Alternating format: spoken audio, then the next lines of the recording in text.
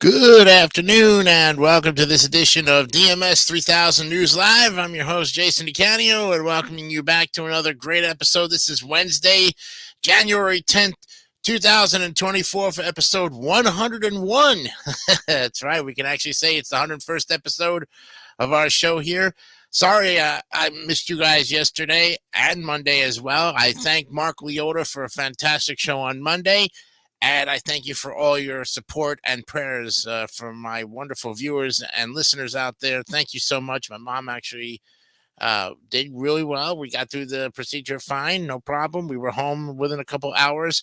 But Mark Leota did a fantastic show. In fact, your views showed that he did a fantastic job as well, too. So I'm very happy for him. And I know that I have him and Brian Snow and Brandon Martin, three wonderful guys who can definitely take over this show if ever need be to, if I ever need to step away or something of the sort. Yesterday, I didn't show up to the show yesterday. I just slept right through it. Oh, sorry about that, folks, but that's the way it goes. But today we're here. We're back ready to go for another week. And we hope that you will join us and stay with us for the next hour and a half because we have some fantastic articles, including the continuation of How to Be Happier, proven ways to boost your mood and feel more connected and content. These are the 21 to 25 in our look at the 30 ways. We've got this set and the next set, and we'll be done with this article because people are like saying, when are you going to get done with this article? Well, when you pick a big number like that, you have to kind of split it up over the course of the days. And wouldn't you know, if you were keeping tabs on this, these are the great ways of boosting your mood, feeling more connected and content. And why not for that change? Why not, right? Because in this case, you got to be happy because it's not only a new year, but it's also, a year where lots of things can happen, but let's make them happen in a positive way. Okay. And for all you book lovers out there, here's how to start a book club, the complete guide. You can make your own book club with this guide that we'll give you later on in the program. And how David Lee Roth of Van Halen almost ruined my marriage. How is he to blame? I don't know, but we'll find out in this article later on in the program. Plus, the headline, sports, and other important information. News of the weirdest today because we didn't do it on Monday. We didn't do it yesterday. We carry it over today. Plus, remember, of course, Andrews McMeel syndication took 2 weeks off for Christmas and New Year's. They're back as of the 5th, which is this past Friday, to start the new year off right with some fantastic news of the weird. We'll get to it right after the headlines in the sports. What day is today also? And of course, our motivation of the day. But first off, let's go ahead and get ready for the headline sports. The other important information, let's put up the ticker as well. Get that going. And remember, of course, if don't forget new episodes of Chillin' 3000 Hangouts Fridays at 8 o'clock with David St. Dennis on the David 3000 Network. Tonight at 7:30, Let's Talk Football is back after its 2-week hiatus from the Christmas break. Me and the guys will be looking at the playoffs, giving you all the rundowns, each scenario of what's going to happen, give our predictions leading off into this first round of the NFL playoffs 2024. We'll see what happens with that. And then, of course, at 9 o'clock, Mark Leota, Brandon Bogard, and Gianni Pizzi will join me, the Tier Masters, as we look at our continuation of the games of NES. We continue with that long list. After 2 weeks of being off, we're ready to look at some more NES games, I think, for that matter. Okay. Also, too, I wanted to let you know that after week 6, after 6 weeks, I have dropped another pound. So with that, I'm going to fix the marquee here and let you know that as of this week, I am now officially weigh 313 and a half pounds. I lost a total of 19 and a half pounds, and I'm on week number 7 of Weight Watchers. I'm feeling great, guys. I look great. I hope that, you guys are showing the support. Do send me a direct message, a DM, an instant message, anything, a comment here. Don't forget to comment also on the bottom of YouTube because it's very important too to comment on that and let us know. Give us that thumbs up. Give us that like that you always think about. And if you still haven't subscribed to the show yet, Here's your opportunity to start the new year off right with a great subscription to the David 3000 Network. David would really appreciate that. I know I would, as we try to get on our way to 2,000 subscribers. That would be fantastic. So, with that in mind, let's go ahead and look at, of course, the headlines, the sports, and other important information. Let's add that to the screen and get ready for our look at NPR's January 10th, 2024 headlines. Bringing birther back, Donald Trump questions Nikki Haley's right to be president. The former governor of South Carolina, Haley was born in the southern state, but as she surges in Republican polls, Trump is elevating false conspiracy theories about her citizenship on social media. Oh, boy. 600,000 Ram trucks to be recalled under settlement in emissions cheating scandal. The Department of Justice released details of a settlement with engine manufacturer Cummins Inc. that includes the mandatory recall. Cummins' total penalty for the violations top $2 billion. Whew. Police released video of officer shooting boy. He's 11 years old who had called 911 for help. Officials in Mississippi made the footage available after calls from an 11-year-old Adrian Murray's mother and the family's attorney to make it public. Whew. Hunter Biden makes a surprise appearance at his own contempt hearing. Hunter Biden, the president's son, appeared in the audience at a congressional hearing on holding him in contempt of Congress for refusing to testify behind closed doors. Whew. Wow. As conflict on Israel's northern border grows, residents agonize over whether to stay. The pace of attacks across the Lebanon border has quickened since a strike in Beirut killed a Hamas official. Some residents have vowed to stay. Others wonder whether it's time to move away for good. Don Scott becomes the first black speaker in Virginia legislature's 400-year history. Delaware, in Delaware, I think, how was that? Delaware, Don Scott, a rising star among Virginian Democrats with a unique personal story, was voted in as Speaker of the Virginia State House. Okay. Up first, bringing judges skeptical of Trump immunity claim in Austin cancer surgery. Judges push back on lawyers who say Trump should be immune from prosecution for January 6 charges. Defense Secretary Lloyd Austin was hospitalized for complications from a prostate cancer procedure. Yemen's Houthis launched their largest Red Sea aerial attack, but no damage is reported. Drones and missiles targeted shipping in the sea, but ships from the U.S. and British Navy shot down the projectiles. No damage was reported. The rebels say they aim to stop Israel's war on Hamas. Department of Justice issues a new guide for specialized police units in the wake of Tyree Nicholas's death. In a report to be made public Wednesday, federal officials call for mayors and police chiefs to assess whether such specialized units are even necessary to solve community problems. Where the Republican presidential candidates stand on Donald Trump. Most of Donald Trump's rivals have gone to great pains to avoid directly criticizing the former president out of concern that it would alienate base Republican voters. Federal fix for rural hospitals gets few takers so far. Just 18 facilities were converted into rural emergency hospitals so far. Advocates and lawmakers say tweaks to the law are needed to widen the reach and keep healthcare in rural communities.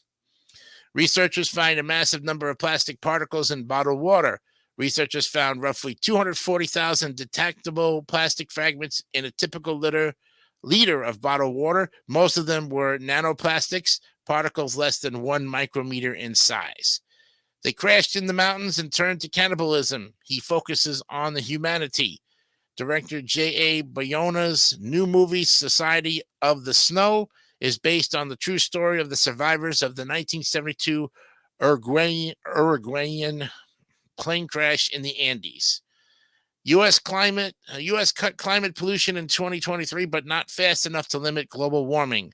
Climate warming greenhouse gases in the U.S. declined 1.9 last year, but that's only a third of what's needed to meet Paris's climate change goals. Wow.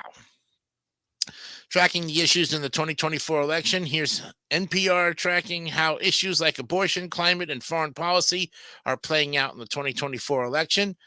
Walmart experts with artificial intelligence to enhance customer shopping experiences. As the CES trade show in Las Vegas, the nation's largest retailer said it will expand its drone delivery to 1.8 million additional households in the Dallas-Fort Worth metropolitan area this year. Former First Lady Melania Trump's mother has passed away. Trump described her mother, Amelia Knobs, as strong and graceful in a post on X, formerly known as Twitter. Naves, a native of Slavonia, became a U.S. citizen in 2018. North Carolina man settles for millions after wrongful conviction, 44 years in prison. The settlement, which will end a wrongful incarceration lawsuit filed by attorneys for Ronnie Wallace Long, also included a public apology from the city of Concord for its role in his imprisonment. Wow. Memphis committee recommends replacing police chief 1 year after Tyre Nicholas's death. A Memphis City Council committee voted to replace Chief Sutherland C.J. Davis a year after the fatal beating of Tyre Nicholas by 5 officers generated intense criticism of her department. The Pope wants surrogacy banned, and here's why one advocate says that's misguided. The pontiff called surrogacy deplorable, but one U.S. surrogate said the practice helps those who are unable to have children start a family. And the Northeast finally will see heavy rain and winds as storms roll through the region. A storm packing heavy rain was sweeping through the Northeast early Wednesday, while winter weather brought tornadoes in the Midwest and South, flood threats in Florida, and blizzards in the Northwest. And I must say, that storm last night that we had, that they were just talking about, that we just had mentioned, came through, dumped a lot of rain on us, but no damage as far as that's concerned, and no tornadoes. Praise be to God for that. And those are the headlines for today, January 10th, 2024. All right. As we as we continue on here, let's look at going back here, let's look at NBA scores. You on the path here. All right. Now, we didn't cover yesterday's action, so we're going to look at January 9th and 10th. Put you back there. Wow. So there was no games on the 9th, but there were yesterday. I'm sorry. Okay. Timberwolves beat the Magic 113-92. It was the Kings over the Pistons 131-110. The Knicks beat the Trailblazers 112-84. Grizzlies over the Magic 120-103, and the Lakers take care of the Raptors 132-131. Wow. Tonight's games have the Spurs and the Pistons. The Kings at the Hornets at 7. Timberwolves will take on the Celtics. Tip-off is at 7 o'clock. Wizards at the Pacers, 7:30. 76ers at Hawks, 7:30. Thunder and Heat. Rockets and the Bulls at 8 o'clock. Pelicans at the Warriors at 8:30. The Nuggets will take on the Jazz in Utah at 10 o'clock. And the late game will have the Raptors and the Clippers tonight at 10:30. Very good. Let's look at the NHL.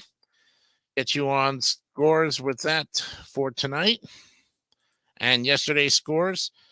We had the Lightning over the Kings 3-2 in OT. It was the Maple Leafs 7, the Sharks 1. Whew, what a game. Kraken over the Sabres 5-2. Canucks beat the Islanders 5-2 as well. It was the Jets over the Blue Jackets, shutting them out 5-0. Panthers over the Blues 5-1. The Ducks 5, Predators 3. Oilers 2, Blackhawks 1. And let's see, the Flames over the Senators 6-3. And the Coyotes in OT beat the Bruins 4-3. Tonight's games have the Canadiens and Flyers facing off at 7 o'clock. At 7:30, the Wild will face the Stars in Dallas. And at 10 o'clock, the Golden Knights will take on the Colorado Avalanche. And don't forget, tonight, we'll be looking at all of the playoffs and their scenarios.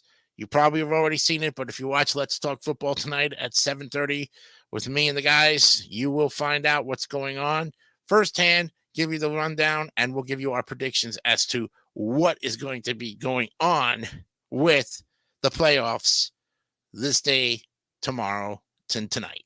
Okay. When we come back, we'll take a break and look at news of the weird, and of course, what day is today. All of this and more, plus our first article, which of course weighs 21 to 25 of how to be happier, feel more content and confidence, and that's the way it's going to be. We'll be right back with more of DMS 3000 News right after this. Today, a refresher course in sore throats. There's the one from smoking. The dry, tickly kind. The burning sore throat. Fortunately, there's great-tasting Luden's cough drops. Luden's help replace pain with pleasure. They quickly dissolve to coat irritated, inflamed tissue with soothing, cooling relief. So, for minor sore throat problems, get major relief from Luden's. Day's looking new and bright, and you're gonna start it right. Folgers starting to brew, the aroma's calling you.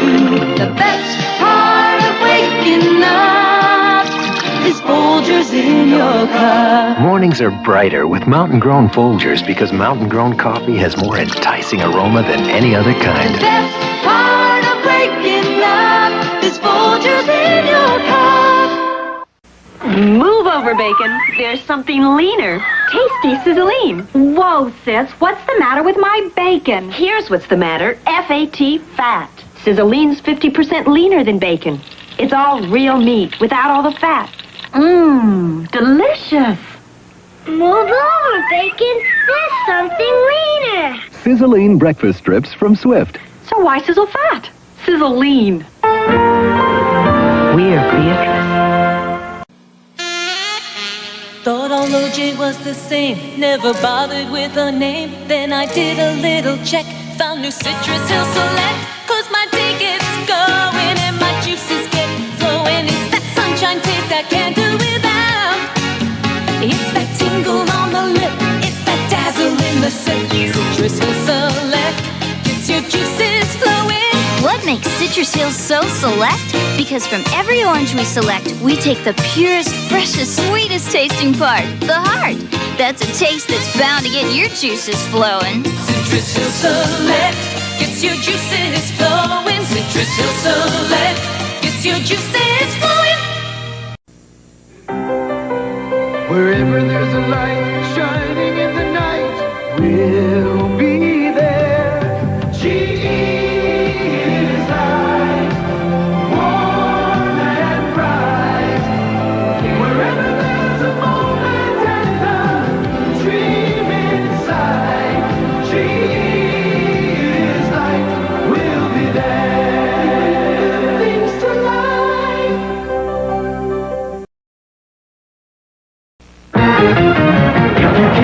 your body, come to the Stripes Foot Locker.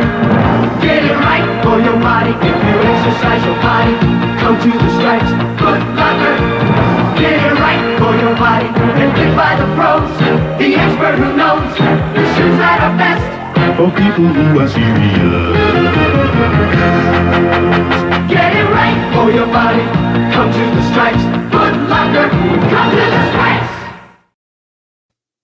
All right, welcome back to DMS 3000 News. It's episode 101 here on this Wednesday, January 10th, 2024. We're ready now for the news of the weird. Yes, the editors at Andrew McNeil Syndication have come back from their 2-week vacation and now have posted their articles as of this past Friday, January 5th of the new year. And the lead story is Creme de la Weird. Yes. Well, stick with me here in 1899 in Peshawar, Pakistan. James Squid, a drunken British officer, arrested a tree, because he thought it was a fugitive trying to get away from him. He ordered the tree chained to the ground. Oddity Central reported, and the chains have remained for 125 years, along with a plaque explaining them. And while tourists are tickled by the strange restraints, locals see the chain as a symbol of British oppression. Through this act, the British basically implied to the tribesmen that if they dared act against the Raj, they too would be punished in a similar fashion. One local man said, others calling it a living history. Yes.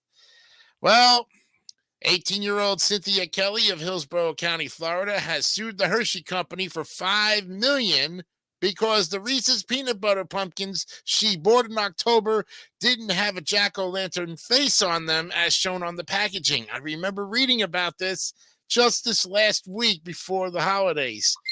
Click Orlando reported on December 29th that Kelly accused the company of false and deceptive advertising, and she would not have purchased the Reese's Peanut Butter Pumpkins product if she knew that it did not have the detailed carvings of the mouth and or the eyes as pictured on the product label, the suit reads. She also pointed out that the White Ghost and football candies were missing their own key details. One reviewer called the pumpkin a monstrosity. Oh, gosh. Out of all the bags of candy, she got the one that wasn't fully detailed. What a mistake that one bag of candy could make. Yes, right? Well, 2 years ago, Paul Kurasak stopped at a Dunkin' Donuts in Winter Park, Florida, where he used the restroom, the New York Post reported. And while he was indisposed, the toilet he was occupying exploded, leaving him covered with debris, including human feces and urine, according to a lawsuit filed on January 3rd in Florida's 9th Judicial District. Kurasak claims the Dunkin' workers knew there was a problem with the toilet and says he now requires mental health care and counseling as a direct result of the trauma he experienced in the restroom. And I know where Winter Park, Florida is, man. I make deliveries all the time over there. Not that far from where I live. And I've been in those Dunkin' Donuts bathrooms. Some of them are pretty bad, but some of them are actually very spotless. So, it's just one of those hit and misses. And they also give you a key to get into them now because they don't want people destroying them either. Authorities are still fishing for a man who entered a Bass Pro Shop store in Fort Myers, Florida on December 20th and dipped a net into the indoor fish pond, capturing a 50-pound tarpon. Oh, USA Today reported that the suspect left the store with the dripping catch, and despite a cash reward and social media posts, the Lee County Sheriff's Office has not been able to identify or find them. Wow. Authorities were called to the Leeds, Alabama Bass Pro Shops on January 4th after 42-year-old George Owens of Sternard drove a car into a pole in the parking lot, then exited the car, stripped off all his clothes, and ran inside where he did a cannonball into the aquarium. Just saw this on Jesse Waters last night. I knew it was going to make news of the weird. I said this one was going to. AI.com reported that Owens yelled at two police officers, then climbed over the edge of the aquarium where he fell to the concrete floor and knocked himself out. He was charged with public lewdness, among other offenses. See? Well, just go ahead and just give yourself up in this case, On December 13th, as a family in Arlington, Virginia, sat down to dinner, a Ring doorbell notification alerted them to someone at the door. WUSA TV reported. The woman told her husband, there's this guy. He didn't ring the doorbell. He's just standing there, and he's in a gingerbread man costume.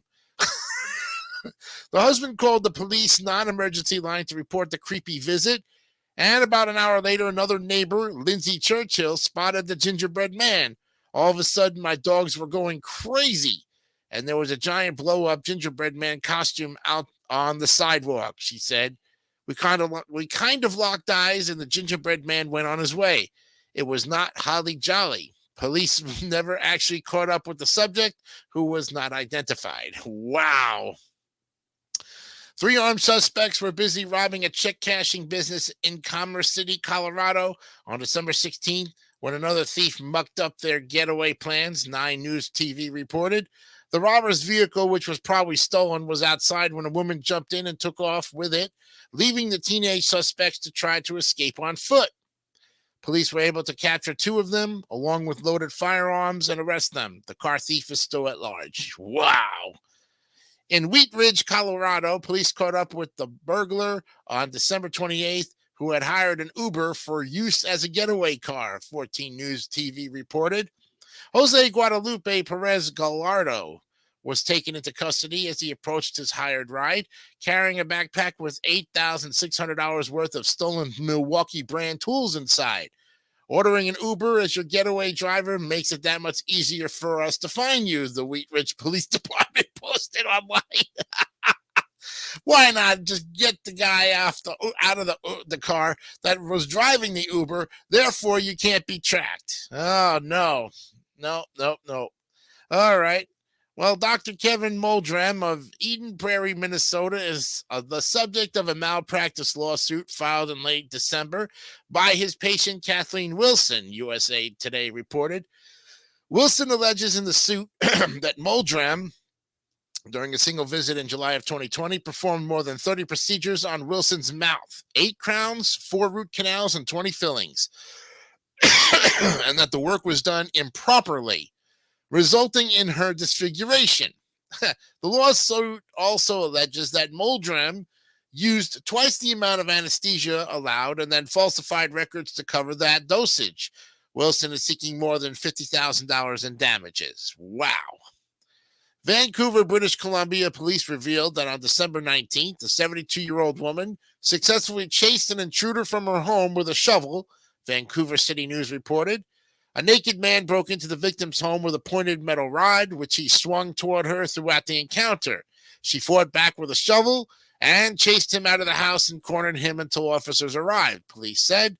Kudos to her. It was pretty badass of her, I would say, said Constable Tania Visitin. No one was injured during the incident. Wow, they still call them constables back in those days, huh? And we've all seen the restaurant notices about automatic gratuities added for parties of more than 6 or 8 people. Well, a 10-person group in South Bend, Indiana, thought they would beat the system at the Wild Crab restaurant by splitting it into 2 groups of 5, WSBT TV reported. Manager said the group was informed that they'd be subject to the 18% gratuity, even though they were seated in different sections of the restaurant. As the party left the restaurant, someone threw crayons at the manager and pepper sprayed them.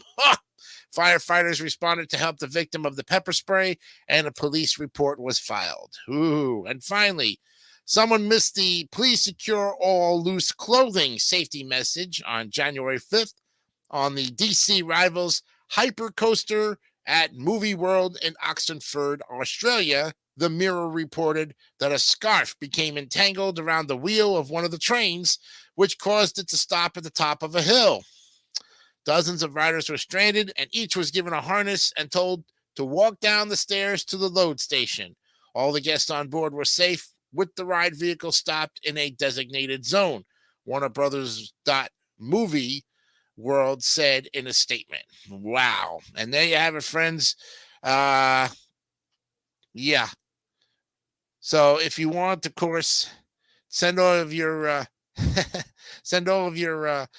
your stories to the editors at Andrew McNeil Syndication for uexpress.com. And of course, News of the Weird. Yes, another great lineup of articles from the guys at Andrew's McNeil Syndication. All right, when we come back, we will, of course, look at what day is today, and then start our first of the articles with the 21 to 25 ways of how to be happier, proven ways to boost your mood and feel more connected and content. We'll be back with more DMS 3000 News right after this. I think everybody wants to lose weight quickly and easily. You have to have that one-on-one support, and also the group support in the lifestyle classes are very important. They help people by saying, I know exactly how you feel because I've been in that situation before. When we feel we've been really successful is when clients tell us, I don't remember eating any other way. Now you can. Lose all the weight you want for only $185 service fee. Call 1-800-76-JENNY. When it's dinner time and time's tight, I just brown some ground beef and have a manwich night. Mom's working late and you've got to feed 'em right? We just brown some ground beef and have a manwich night. Your team's played all day and hasn't had a bite. Mom just browned some ground beef. Manwich night. Hunt's Manwich with tomatoes, onions, peppers, and your ground beef makes tonight a manwich night. Just brown some ground beef and have a manwich night. We're Beatrice.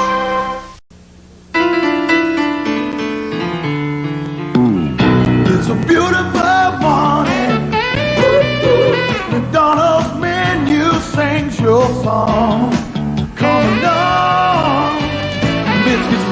muffins hot, coffee perking in the pot. We serve it fresh across the land. You can take it by the hand. McDonald's, America's morning place. Such a beautiful morning. Milk it does. Milk does a body. Milk it does a body good. Pass it on.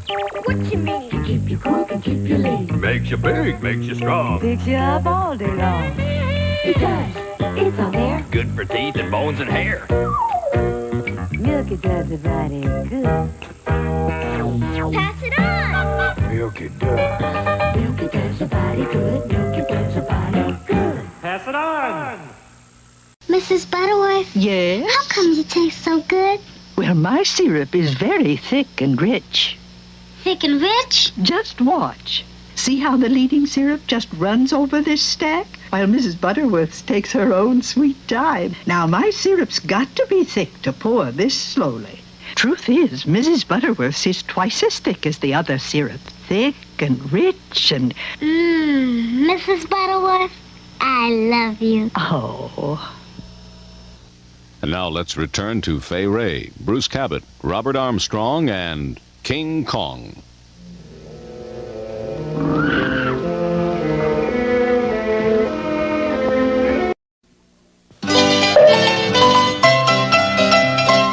If you love great cheese flavor, it's time you tried the snack that's famous for it. Nacho cheese flavored Doritos brand tortilla chips.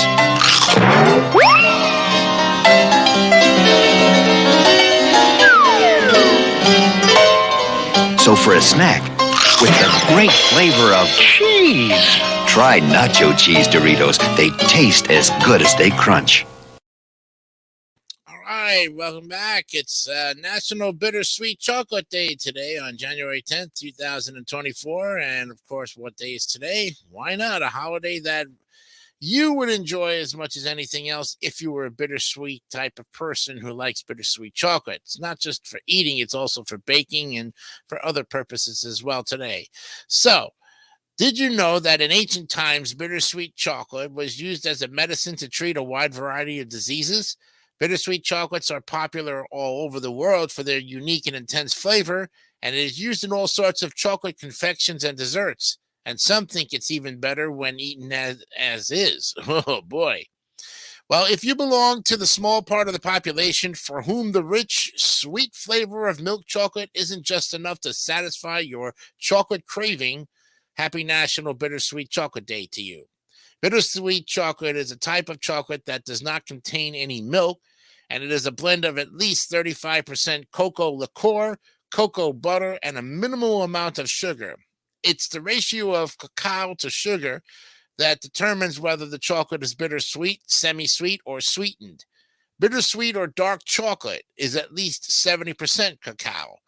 And the history and origin of the National Bittersweet Chocolate Day are unknown, but the history of chocolates is extensive. And according to research, chocolate was first discovered by the Aztec, who used underground cocoa beans for cooking a bitter beverage. They often cooked it with corn and pepper and gave it a name, Zocolate. Wow, this is the origin of the modern name chocolate. And when Europeans were taking great voyages across the ocean, a few centuries back, they found the Aztec civilization and were introduced to Zocolate. However, they did not particularly like the bitter Aztec beverage. They took the cocoa seeds back to Europe and added sugar to the ground cocoa seeds, and this gave birth to the chocolate we eat today. Well, after that, chocolate took many forms, shapes, flavors, and colors, and today we have hundreds of chocolate brands available to satisfy your cravings. So, do we need a special day to celebrate and indulge in chocolates, as we were already doing it daily? Well, bittersweet chocolate just gives us another reason to treat our taste buds. Here is the timeline that started back in the 1500s. Earliest known use of cacao seeds. The Olmec Indians grew cocoa beans as a domestic group. Then go to 1502, where cacao beans travel to Spain, as Christopher Columbus brings cacao seeds to Spain from his voyage to Central America. 1585, chocolate becomes a much-loved treat. Spain, Italy, France, and other European countries visit Central America to import cacao as the demand for chocolate grows. And finally, in 1847, the birth of chocolate bars. The first chocolate bars are produced by Bristol Company, Fry and Son. Wow. Whew. And what are you going to do on these activities today? Well, you're going to eat it, of course. And the best way you can celebrate National Bittersweet Chocolate Day is by eating a delicious bit of dark chocolate. Or make your evening cocoa with a bonus, a little block or two of bittersweet chocolate to make it decadently delicious. And if you're waiting for a surprise that can change your life for the better without being too sweet, today is the day. Spice up your normal, boring snacks by adding bittersweet chocolate with everything. Pair it with interesting things such as orange, figs, dried apricots, or almonds for a new taste experience. And buy a bag full of bittersweet chocolates and give it to your friends, family, and anybody you come across that day. You will make their day, of course. And here are the 5 sweet facts about chocolate. 1 ounce of bittersweet chocolate contains up to 10 milligrams of caffeine, whereas 1 cup of brewed coffee contains up to 150 milligrams of caffeine. And due to the high cocoa content in bittersweet chocolate, it can be kept for years in the correct conditions, a cool, dry area in a tightly sealed container. And bid goodbye to your iron supplements, because 1 ounce of bittersweet chocolate contains 10% of the daily recommended intake of iron. And bittersweet chocolate is loaded with antioxidants. This can act against cell damage and lower the risk of heart disease, keeping you healthy and younger for many years.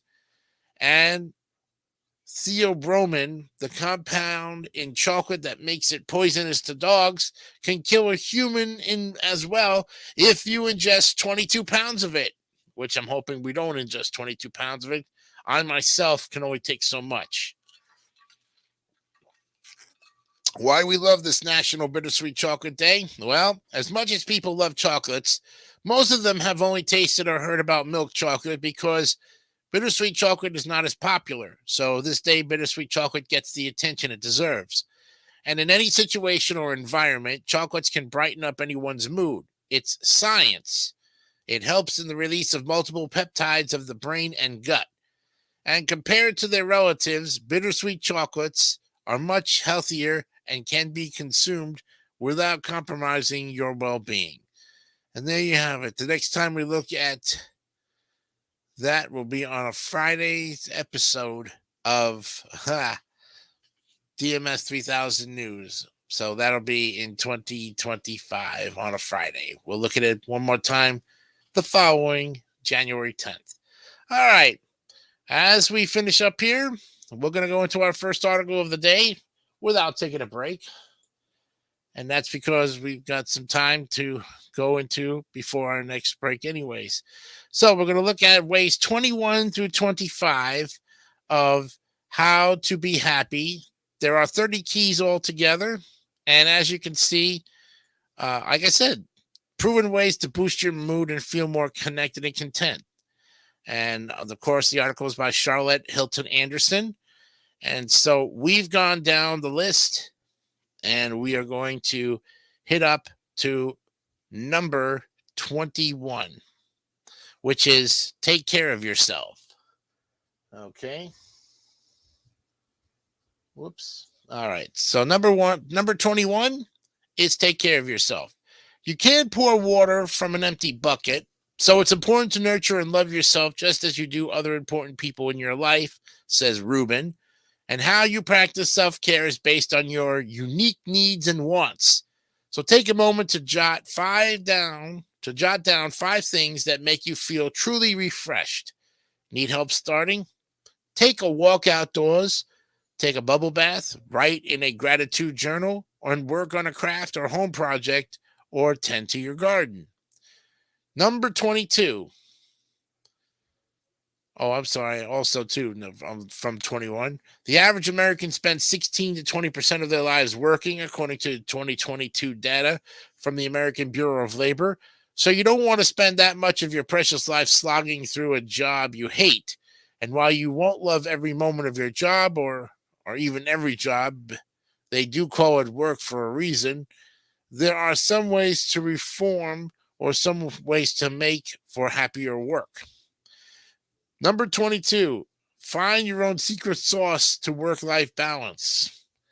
Didn't think there was a secret sauce? Well, now there is. From family to work hobbies, juggling all your many obligations can feel exhausting and guilt-inducing.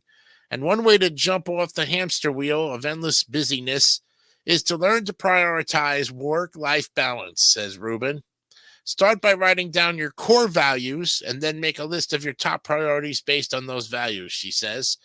This ensures that the things that matter the most to you stay at the top of your to-do list. For example, if you highly value your relationship with your children, then attending their school play or soccer game may take precautions or precedence over catching up on work emails. Okay. And number 23, move on from multitasking. Okay, multitasking is a myth. The latest research in neuroscience shows that our conscious mind simply cannot do more than one thing at a time, says Dr. Waldinger, adding that what feels like multitasking is actually just quick mind switching back and forth that makes you less effective at both tasks. The solution? Follow time management strategies. Instead of flitting from task to task like a hummingbird, we tell people to try to be focused like an owl, he says. Number 24, set goals in line with your values. Goals are powerful happiness tools, and making goals is the result of knowing your core morals and values and then prioritizing your life based on achieving what's truly important to you, says Rubin. It goes back to the old adage, it won't matter if you spend your whole life climbing a ladder if it's leaning against the wrong building. Goals give us clarity and purpose, she says, adding that you need to record or write down goals for them to be truly effective. Set goals by taking one of your priorities, for instance, adding to your field of work in a meaningful way, and then break it down into smaller steps, like finding a job in your preferred field, getting a promotion, and publishing research. From there, set smaller daily, weekly, and monthly goals that you can work on regularly. In this example, it may be sending out a certain number of resumes per week, signing up for a course to increase your skill set, or attending a conference to network. And finally, number 25, define your purpose. There comes a time, or multiple times in everyone's life, where they have to answer the question, what is the point of my life? And answering these types of questions about the meaning of life, of your life, or just esoteric, it's practical, says McNally Linz. To be purposeless is to be rudderless, he says, and learning to find your purpose helps you define your life goals and stay focused on achieving them, especially at work.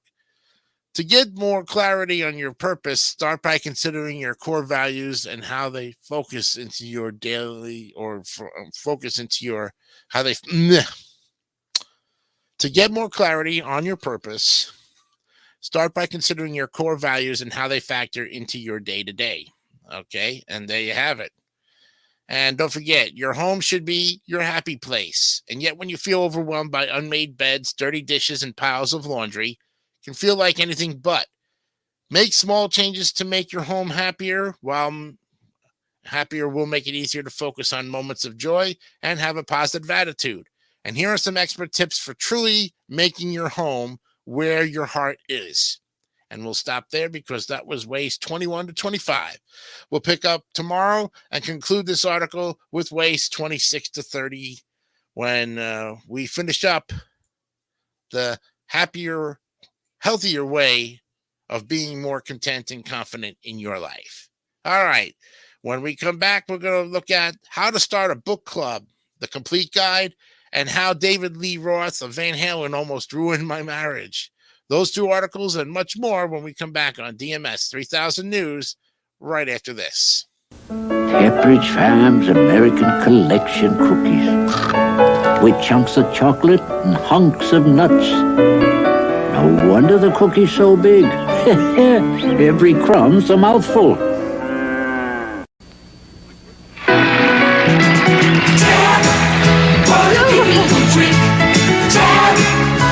Beautiful people, Tab.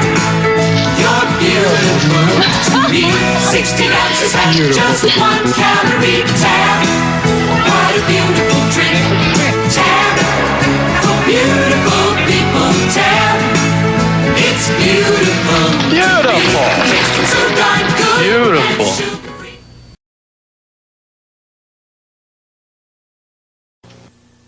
What just make your food fresh? At Taco Bell, and you feel your taste buds tingle. Taco Bell, what just make you a burrito or a tasty enchilada?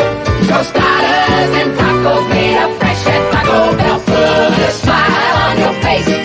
Taco Bell, everybody loves the taste. Taco Bell, 'cause we're the fresh food place. Taco Bell. Is gasoline rationing imminent? A report at 11. You know we're gonna be there, don't think twice. Service is part of our name. We're a part of your country, a part of your town, and no one else does it the same. We deliver, it's the reason you trust us. You know that we're gonna come through with your postal service. We deliver for you. We deliver for you. I bet you did something today you feel pretty good about. Bet you did. So go get your Mars bar. Come on, you deserve the best. Can't you just taste that rich milk chocolate, creamy caramel, and snuggle deep inside soft nougat? Big, fresh, crunchy nuts after nuts after nuts. This is what you deserve. You deserve every big, crunchy nut in a Mars bar. You did do something good today, didn't you? What are you doing in the kitchen at 3 a.m. in the morning, Alice? Having a breakfast treat, George. But breakfast isn't for another 4 hours. I'm not having breakfast. I'm having a Stelladoro breakfast treat. Is there a difference? Breakfast, you eat at breakfast time. Breakfast treats, you eat anytime. Not bad. But if they're good anytime, Alice, why do they call them breakfast treats? George, don't talk. Eat. Stelladoro breakfast treats. There's no wrong time to eat them. Here's a...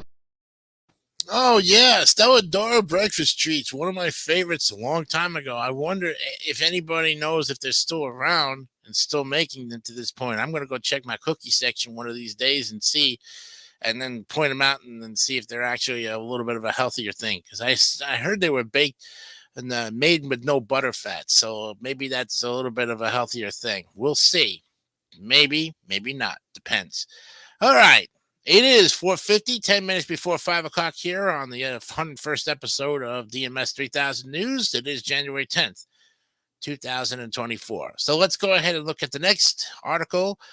For all you book lovers out there, here's how to start a book club, the complete guide. As Sarah Janine Park will give you the tips, tricks, and everything else.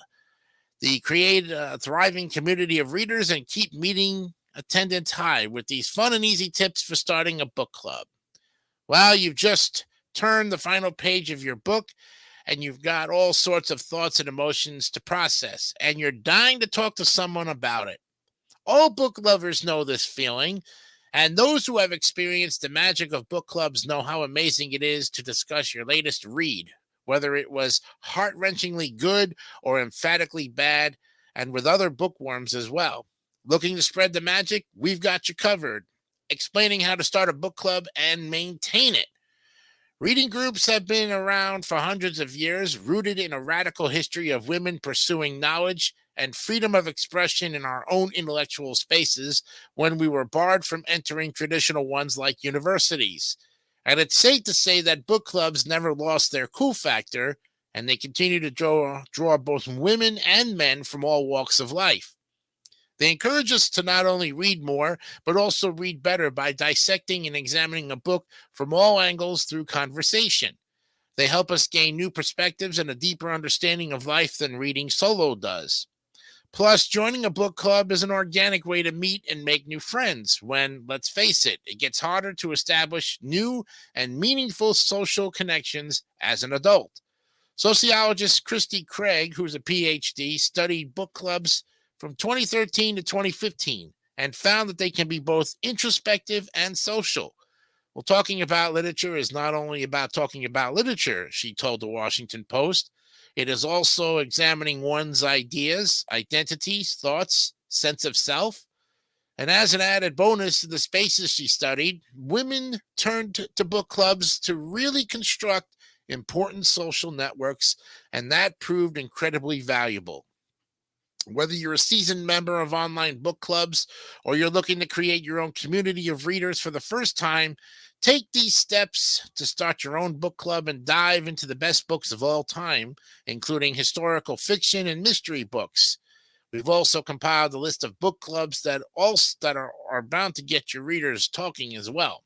You can also join the free Reader's Digest Book Club for great reads, monthly discussions, author Q&As, and a community of book lovers.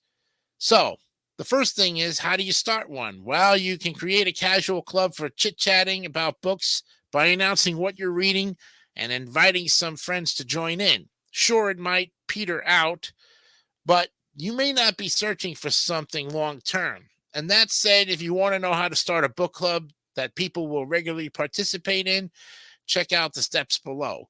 They'll help you form a club that will last and without a huge amount of effort. First of all, decide the type of book club you want to do, because many book clubs keep it general, with variety being the spice of life. You can flow from fiction books to memoirs and maybe even essays or compelling articles. On the other hand, there are lots of creative book clubs out there, and the specificity can be what draws people to join and convinces them to stay. For example, there are book clubs that focus solely on classic books or even specific eras, like the literature of the Roaring Twenties. Some choose to highlight LGBTQ plus books, work by Black authors, or stories centered on marginalized communities. Others buck the system by establishing themselves as banned book clubs. If you love science fiction and fantasy novels, or only want to read romance novels, go ahead and start that niche book club. You'll be surprised by how many people want to join a club focused on a specific book genre. Whatever you decide, make sure to set an intention for your book club, whether it's having more lighthearted fun, making social connections, or learning about different perspectives, or analyzing books from a more serious literary perspective. Communicating these intentions early on will set the tone and expectations for your book club members moving forward, and it'll give your members motivation to keep coming. And before you move to the next step, make sure to give your book club a suitable name. Here are some witty book club names to choose from. Then decide if you want an in-person or an online book club. And now that you've got the name and concept of your book club down, let's talk about the logistics of how to start a book club. That starts with determining whether your book club will meet or where it'll meet. A local in-person book club often provides the allure of refreshments and socialization. On the other hand, online book clubs offer scheduling flexibility and less pressure, as people can attend video calls from the comfort of home. Online book clubs are also cheaper because you don't need to worry about refreshments, a venue, or travel. And you can create an online community of people all over the world using social media, and you can use platforms like Google Meet or Zoom to schedule calls. Of course, there's always the hybrid model. Even if you want an in-person club, create a Facebook or Slack group so your book club members can communicate between meetups and allow members to call in if they can't make it to the physical event. Then find your book club members. Gathering book club members can admittedly feel a bit awkward and daunting at first, so if you can, try to team up with another bookworm. Your partner may have unique ideas for how to start a book club and may bring different skill sets to the table, such as the ability to organize events or rally a group of people. The planning process will be less stressful and more fun, and your partner can help you bring in book club members. If you don't have a partner in crime, no worries. There are a few ways to advertise your book club. You can reach out to friends and coworkers personally, just make sure they're actually interested in reading books, or put up a social media post and encourage your followers to share. If these options aren't available to you, say if you just moved to a new town, you can also ask your local library, bookstore, or coffee shop to put up a flyer. Don't be discouraged if you only get a few people at first. Book club member size tends to ebb and flow by nature. And even groups with 20 members often say that only 5 to 10 people consistently show up to meetings. Try to strike a healthy balance in both the diversity of voices, and by inviting members from different age groups and ethnic backgrounds, and the number of voices, as you want to ensure all your members leave your meetings feeling heard and valued. While structuring your book club meetings may sound a bit strict, this will ensure their success. Unstructured conversations may unravel, drawing the focus away from the goal that attracted everyone to join the club in the first place, namely to discuss the book.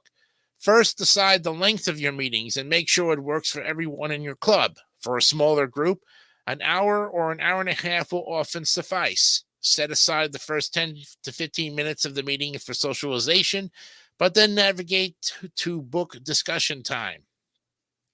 Scheduling is one of the most challenging elements you'll encounter when learning how to start a book club. With busy work schedules, kids, travel, and big life events, it can be tricky to get everyone together in the same place at the same time.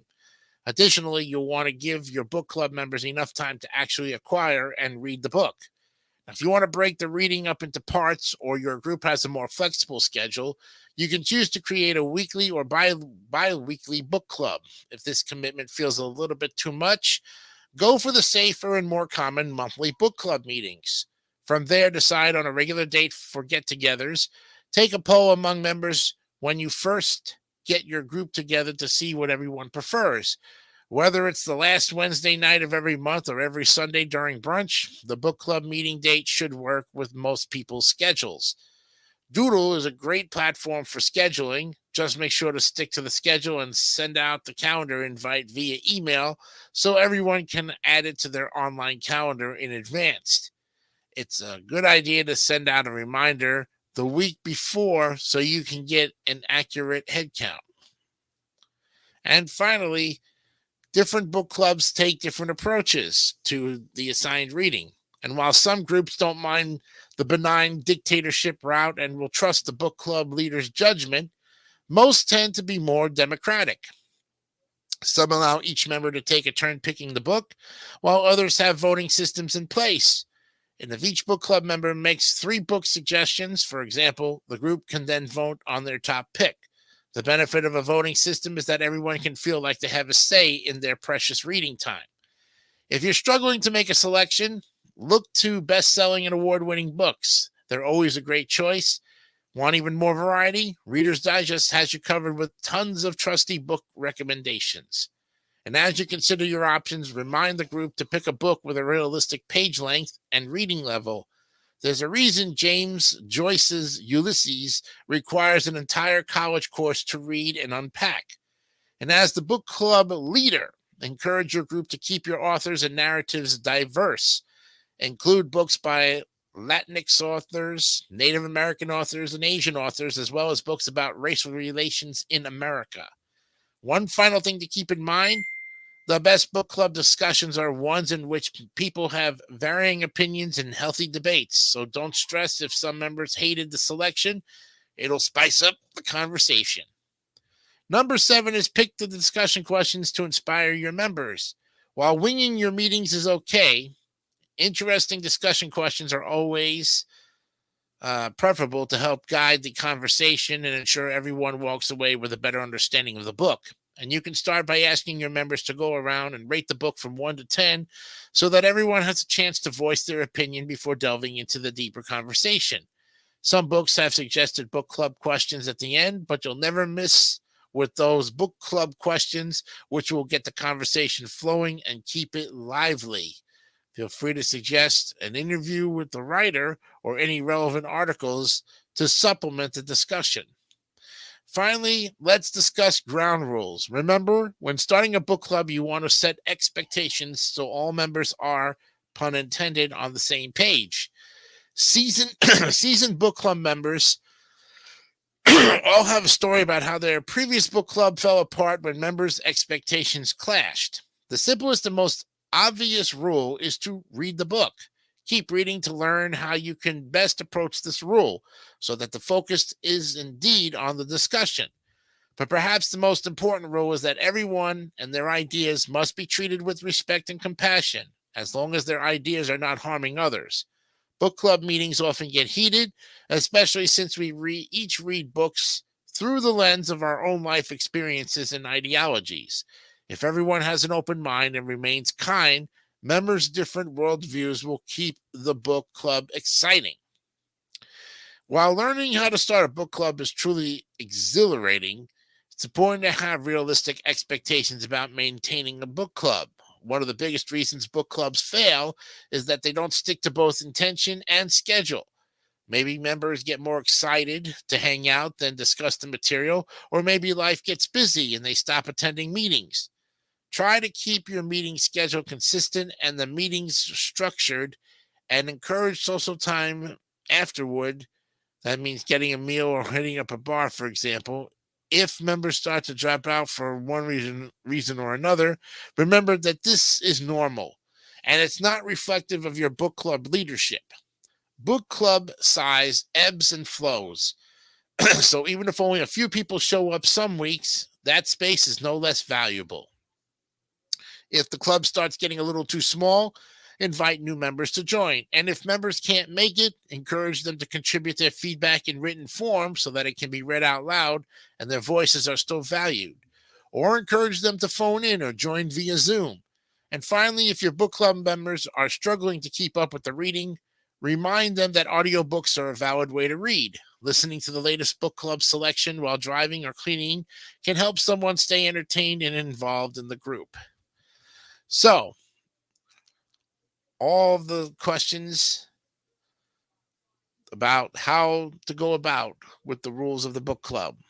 Well, the first rule of a book club is to read the book. Book clubs can quickly lose their appeal if the whole group isn't caught up on the book, and you can't fully discuss it for fear of revealing any spoilers. Different book clubs have different approaches to this, with stricter book clubs barring members from attending a meeting if they haven't done the assigned reading. Others encourage members who didn't finish to still show up with thoughts regarding the parts they did read. And at the end of the day, all book club members should be contributing to the conversation. Many book clubs allow for 10 to 15 minutes of social time to get the temptation to chat out of the way before diving into guided discussions. And if you have a larger group, or you find you have a few introverts in your book club, you can have your members split up into groups of 2 to 3 to discuss some book club questions for 15 minutes. And when the time's up, members can come back together with insight for the whole group. If you have an online book club, you can easily split the group into Zoom breakout rooms. Book clubs can be anywhere from weekly or bi-weekly to monthly. And when you start a book club, decide what ultimately makes the most sense for your own schedule and take a poll with your group to figure out everyone's preferences. Generally, meeting every 4 to 6 weeks is the sweet spot to allow everyone to acquire and finish reading the book. If your book club is in person, the meeting location plays a role in its success. If your book club members enjoy hosting in their homes, that's the more traditional option, and you can task everyone with bringing a snack or drink of choice, so there's less burden on the host. Bookworms living in urban areas who may have limited living space can meet at cafes with a lot of seating. Wine bars and breweries, aimed for earlier in the day, are fun alternatives as well. Just make sure the space isn't too loud. After all, you want to be able to hear and focus on the amazing conversations at hand. Keep your book club meeting creative. You can plan themed cuisine and drinks that are related to the book setting or make dishes referenced in the book. For example, you can order Korean takeout or get Korean snacks when reading Michelle Zauner's Crying in H Mart. Organize a long walk or picnic if book prominently features the outdoors, or put together a movie theater outing on an online streaming party of the book's movie and adaptation. And now that you've learned how to start a book club and make it thrive, you may be wondering if you can monetize your book club. With time and effort, you can definitely become an entrepreneur doing what you love. You can start by charging a membership fee. Of course, you have to provide services worth that membership, as there are many free book clubs out there. Maybe you play host for each meeting, providing delicious refreshments, or maybe you order and ship the book to all your members for their convenience, making your club feel like a book subscription service. You can also research questions specific to the book and provide supplementary book materials to help guide the reading experience. And once you get a large book club following, another way to make money off of a book club is to use an Amazon affiliate account so book club members can purchase books through your affiliate links. You can send out newsletters with those recommendation links in addition to the selective reading. Kick it up a notch by arranging sponsored content with your book club social media page or website and hosting fun live events with local breweries or wineries as the sponsor and charging an entrance fee. Curated social media accounts and a professional website are the keys to promoting your book club and establishing its validity. There you have it, friends. The way to go ahead and start your own book club. We've given you the tips and the tricks. And hopefully, maybe one day you'll start a book club and get on that path to enjoying some fantastic reading. All right, it is 5:08. And when we come back, we will look at the third article in our list here of how David Lee Roth of Van Halen almost ruined my marriage. Yes, we'll be back right after this.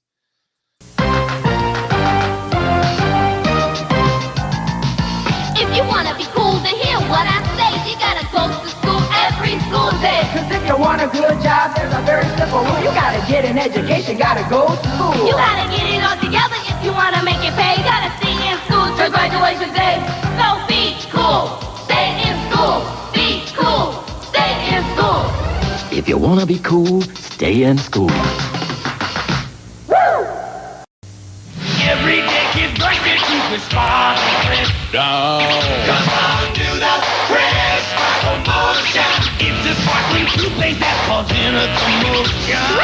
Come on, do the Chris Sparkle motion. You put it on your brush and move it all around. It's got a good taste, move it up and down. So come on and do the Chris Sparkle motion with me. Look, Mom, my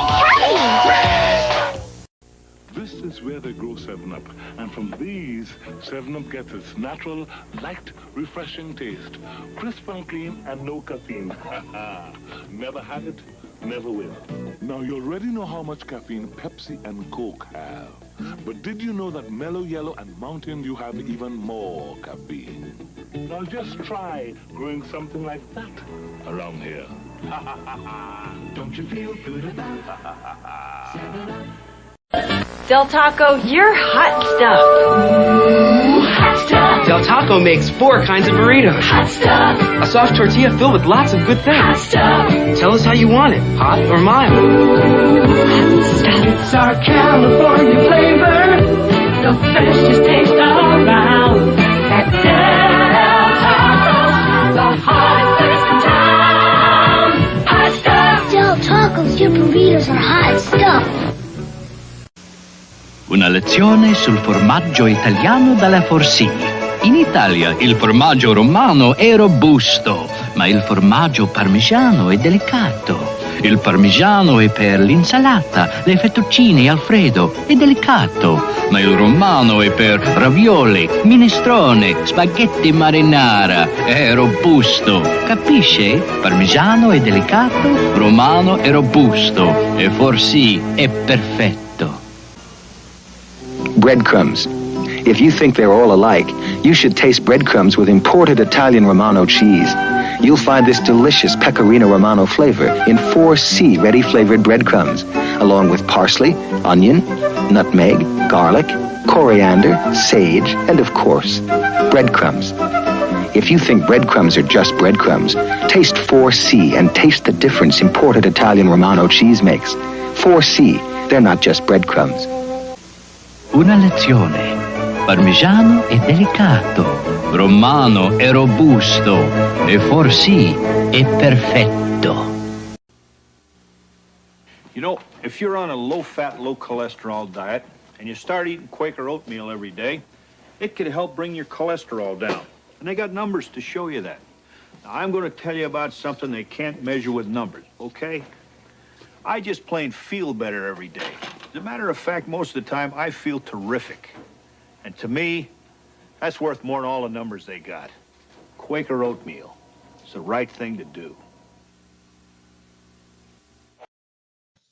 All right, welcome back to the show here. Episode 101 is getting down to the end of the program, and we're looking forward to tomorrow's episode where you can catch some more great articles as well. That's the basis of our show, pretty much, is the 3 great articles that we come to give you a variety of stuff on that you would never, ever, ever think about unless we brought them up to you first. Okay, now, today we're going to be looking at how David Lee Roth of Van Halen almost ruined my marriage. Nancy French has wrote the article. This was back in 2022 from the WashingtonPost.com. And it starts off with, I thought the man I'd married was a rock star that turned out to be closer to the truth than I ever imagined. When I was 20, a man I barely knew proposed without a ring. I said yes. And our friends were alarmed about our fast decisions to marry and move from Tennessee to New York City. I got a handwritten letter from an elder at church suggesting I wait to get to know my fiancé better. His friends held a tearful intervention. One of our beloved professors questioned the decision. My mother referred to my fiancé not by his name, David, but by the nickname Rank Stranger. But we were in love. After refusing premarital counseling, we didn't need it, we insisted. David and I got married and moved to the Gramercy Park neighborhood of Manhattan. We could see the Empire State Building at night if we craned our necks while sitting on our creaky fire escape. My life was as romantic as a love song. Then, after 1 week of marriage, the phone rang. May I speak to David? Asked a sultry-voiced woman. I handed my new husband the phone when he quickly hung up. Wrong number, he said. A few hours later, it rang again. Another woman. I dusted near the phone so I could eavesdrop. Did my seemingly loyal husband have a double life? I didn't even know him. Maybe our relationship was all a ruse. Another wrong number, he said. The calls became more regular at all hours of the day and night. It got so common, I was no longer surprised when the breathy voices morphed into sighs of disappointment. He always got off the phone exasperated, or was it an act? I took messages when he was out. Desiree, Brandy, Jill. In some cases, they were testy when I said he wasn't there. One woman started crying. We were together just yesterday. Where? I demanded. In Soho, she said. My husband worked at a midtown law firm during the day, or so he told me. Had I made a terrible mistake? My friends were right. I didn't even know him. Maybe our relationship was all a ruse. I'd heard stories of people getting married only to realize their spouse had a double life. Are we talking about the same David? Tall, blonde, and handsome? She added sarcastically. Are you going to tell me I have the wrong number? I'm looking at the note he wrote me now. She read the number. It was ours. I was confused and hurt. Instead of hearing the female voices on the phone, I heard only the unheeded warnings of friends clanking in my head. What's really going on? I finally mustered the courage to confront my husband. Wrong numbers usually don't ask for you by name. But David was just as confounded as I was. At least he appeared to be. Finally, a man called. Sorry, he's at work, I said. All work should go through me, he spat. I wasn't sure how law firms allocated cases, but apparently David was doing it wrong. Who are you? I asked. I've known David for years, he shot back. The question is, who are you? He had a point. I was the new addition. I wanted love so badly that I ignored any inconvenient details, such as barely knowing the man I married. I'm his wife. The new label felt heavy in my mouth. Silence for a beat, then 2. Why didn't he tell me about you? He exploded. It was spontaneous, I said before launching into a defense of getting married quickly, but with less enthusiasm than I had before the call started. I'll be right over, he said. Don't talk to anyone. We have to fix this. I am not a problem to be fixed. Are you, he paused and then lowered his voice, pregnant? Expecting a little David Lee? A kid will really hurt our comeback. Lee, I asked. My husband's middle name is Austin. What comeback? I know my own client's middle name. Client, I asked. I'm talking about David French, the attorney.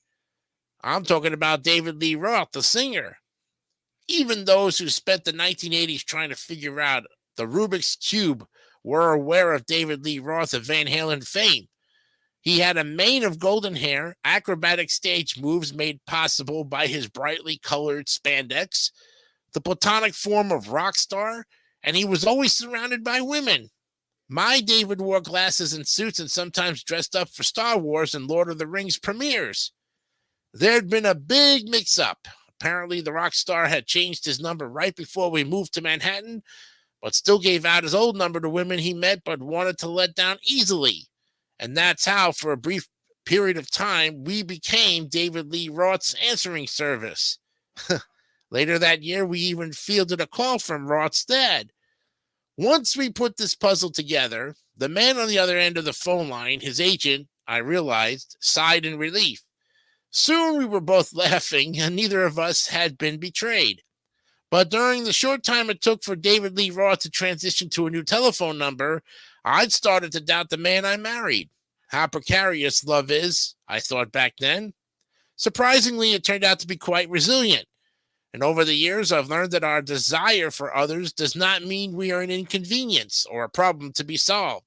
As beautifully described in the immortal words of one of Van Halen's hit songs, you gotta roll with the punches and get to what's real. Next, learn how a man got to be with his high school crush 40 years after falling for her. Wow. What a story. Oh my goodness. Well, there you have it, friends. Another great story from the Reader's Digest in all of its glory. Madonna mia. Wow. That one in a shock and awe for all time's sake. Well, we're getting down here to the end of our program, so let's go to our daily motivator and go out with a bang, as they say. All right. Ralph Marston, of course, is our daily motivator. Each and every day he has a particular saying in a topic. Today's topic for today's January 10th, 2024 motivator goes like this: potential richness. It just takes one instant to cross the finish line. Yet you go through every step of the race to get to that instant. In reaching any goal, you have to put forth many individual efforts that don't yield immediate results. Only when every previous step is done and you complete the final step does the achievement become yours. Those steps along the way can feel unrewarded, and that might be discouraging. So it's important to keep yourself reminded of the progress you're making, even when you have little in the moment to show for it. And although your destination is far away in the distance, you're advancing toward it right here and now.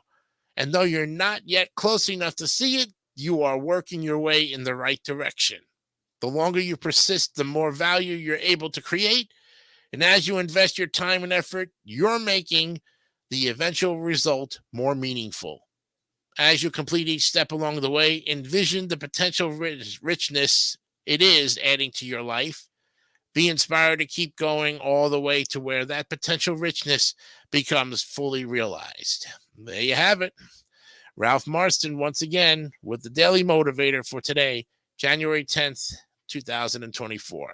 Fantastic show, a great one, coming back to you from an interesting weekend and a Monday where I thought things were just going to go a little bit crazy, but they didn't. They all panned out. Thank you again to Mark Leota and to all of you great fans out there to support in support of DMS 3000 News for everything that you do to make the show continually look great and continue to go forward as we look at the weeks ahead and the months ahead leading up to our second